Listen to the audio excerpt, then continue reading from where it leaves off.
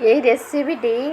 एते सुंदर खायापी लगे मैंने आम ओडिशा रे प्रायतः समस्त खायापी बहुत पसंद करते से मुझे भाविली कि आपण सामने को ये रेसिपीटी आनी जोटा कि आपण मानक बहुत बढ़िया लगे समस्ते तो सब बड़ बड़ यूट्यूबर मैंने सब बड़ बड़ खाली बहुत जिनस पकड़ा वाला रेसिपी बनाऊँ कि आज बहुत सहज आ सरल उपाय गोटे बहुत सुंदर रेसिपीटी आनी देखु छुई आलू सारू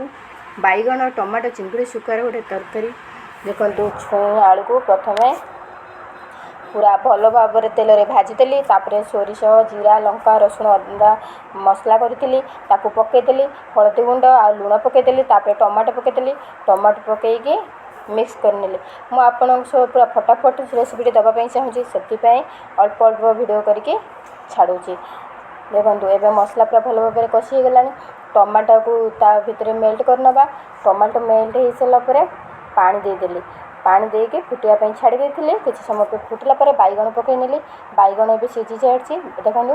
आलू सीझी सारा आ बैगन भी सीझी सारा मेल्ट करनबा जो चिंगुड़ी शुखा भाजिक रखी चिंगुड़ी शुखा को पकईनबा पकईदेकी तापर किसी समय टिके एमती मिक्स करनबा आ मिक्स कर सारापर किसी कटा होता धनिया पत्र रखी धनिया पत्र पकईनबा धनिया पत्र पकई सारापर तरकारी बंद करदे बंद करदे